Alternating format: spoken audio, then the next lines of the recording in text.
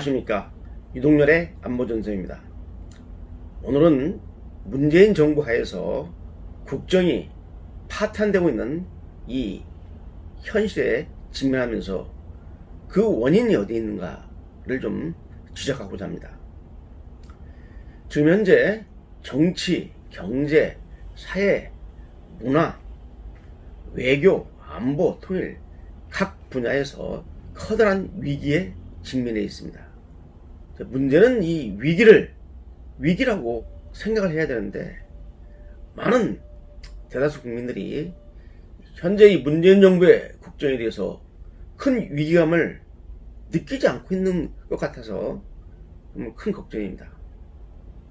여러분, 제가 일일이 왜 대한민국의 문재인 정부 하에서 이러한 위기들이 발생하는가 하는 문제를 낱낱이 제가 지적할 필요는 없습니다.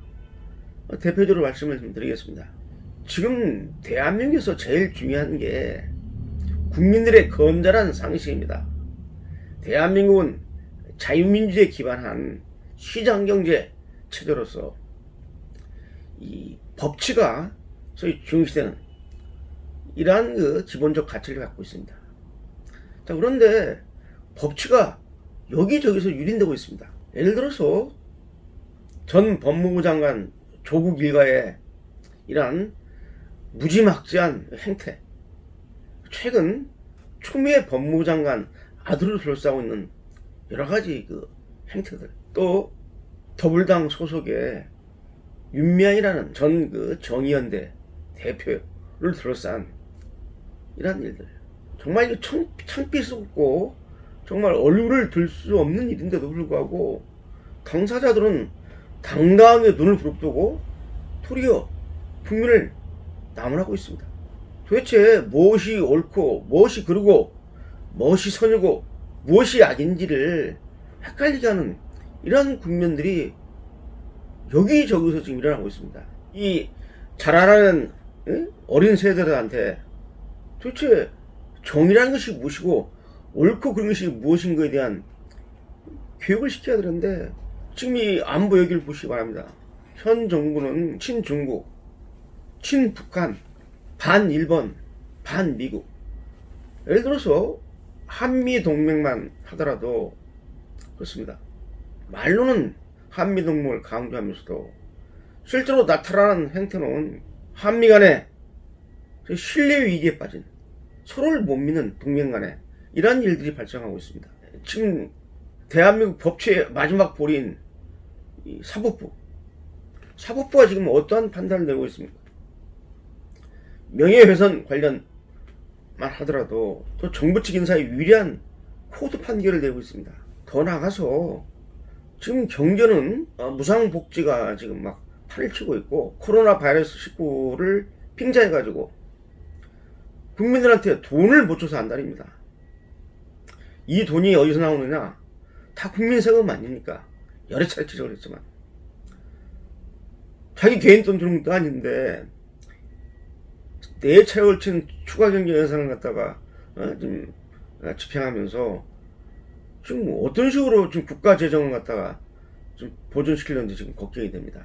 이런 식으로 지금 또 사회주의 지향의 경제 정책들이 여기저기 나타나고 있고 해서 이제 좀 서론이 길었는데, 이렇게 대한민국 곳곳에서 대한민국이 망조드는 국가 파탄에, 국정 파탄에 조짐들이 여기저기 나타나고 있습니다. 자, 그렇다면 앞으로 이러한 문제에 대해서는 누가 책임을 져야 되느냐? 바로 현재 대한민국을 책임지고 있는 현 집권 여당과 바로 문재인 대통령을 이루고 있는 이러한 정책 집행자들이, 결정권자들과 집행자들이 책임을 져야겠죠. 그래서 이 문재인 대통령과 문재인 행정부를 소위 그 원흉으로 꼽고 있는데, 저는 여기에 동의하면서 더 중요한 원인 제공자가 있다고 생각합니다. 누구냐? 바로 문재인 대통령을 뽑아준 많은 국민들, 이 국민들도 결코 국정 파탄의 책임에서 자유로울 수가 없다고 생각합니다. 올바른 헌법적 가치를 가진 그러한 분을 대통령으로 우리의 지도자로 뽑아야 되는데 과연 그들의 선택이 올바른 것인가 하는 문제입니다. 따라서 나중에 이제 문재인 정부 5년을 객관적 시각으로 평가할 날이 있을 겁니다. 냉정하게 평가를 해서 국정 파탄과 국가 위기를 조장한 그러한 행정부였다고 평가를 받게 되면은 당연히 그 책임은 문재인 정부한테 있지만은 더 나가서 문재인 정부가 대통령이 되도록 집권하도록 바로 도와준 직접적인 원인 제공자인 문재인 정부를 뽑아준 또 지지해준 그 국민들이 바로 책임의 한 부분을 져야 할 것입니다. 자, 우리가 남탓만 할 수는 없습니다. 대한민국 이러한 국정위기를 가져온 데는 전임 정부들의 국민의 신뢰를 상실한 이 전임 정부들의 책임도 작지는 않습니다.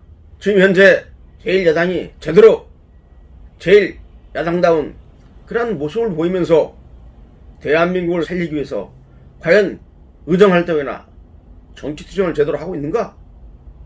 저는 아니라고 봅니다. 대한민국 국정 파탄에서는 그 한 축을 물론 의석이 매우 적지만은 100석이 넘는 의석이기 때문에 적다고 볼 수 없습니다. 충분히 싸울 수 있는데도 불구하고 제대로 된 투쟁을 못하는 의정활동을 못하는 제1야당도 결코 여기서 자유로울 수 없다고 생각됩니다. 자, 여러분, 저는 요새 이런 일을 합니다.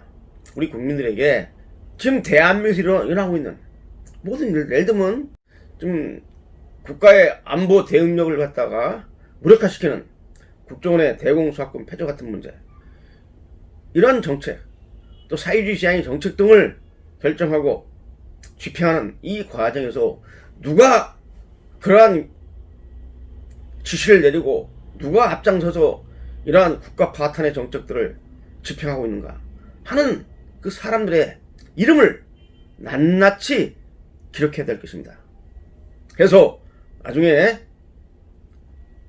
제대로 된 정부가 들어서서 이러한 문제를 냉정하게 우리가 재조명할 때, 평가할 때 그분들의 책임을 사법적으로도 묻고 필요하다면 역사적으로도 단죄할 겁니다. 그래야지 앞으로 대한민국이 망쳐드는 정책 입안에 앞장서지 않고 참되었다고 나라를 위해서 직원을 하는 그러한 공무원들이 존재하지 않겠습니까? 그래서 다시 한번 말합니다. 이제 앞으로 남은 임기 동안 정말 대한민국의 헌법적 가치를 제대로 구현시키기 위해서 잘못된 이 적폐, 새로운 적폐를 양상시키는 이 국정 파탄이란 정책들을 더 이상은 계속하지 말고 이제 겸허하게 대한민국의 100년 아니 1000년 대계를 위해서 정말 정파 이익을 버리고 무엇이 잘못됐는지를 반성하기 바랍니다. 그러나 제가 볼 때 이 정부는 결코 반성하지 않을 것 같습니다. 그럼 우리라도 반성해서 이러한 위기 국면을 극복해야 할 것입니다. 누구 좋으라고 대한민국을 이따위로 만들었는지 다시 한번 우리가 역사 앞에서 거울 앞에서 자기 자신을 되돌아보면서 누가 원인이냐 라는 문제를 분명히 따져 물어야 할 것 같습니다. 오늘 여기까지입니다. 감사합니다.